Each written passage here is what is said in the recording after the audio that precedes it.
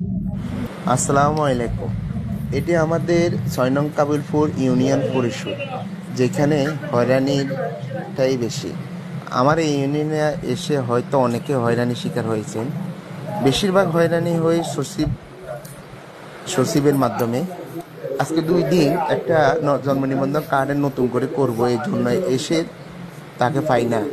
অপেক্ষা প্রহর গুনতে গুনতে বসে থাকতে থাকতে বেলা ১১টা বেজে গেল। কিন্তু সচিবের অফিস টাইম ১০টায়। চেয়ারম্যান মহোদয়কে ধন্যবাদ জানাই, তিনি যে কারেক্ট টাইমে এসে অফিসটা করেন।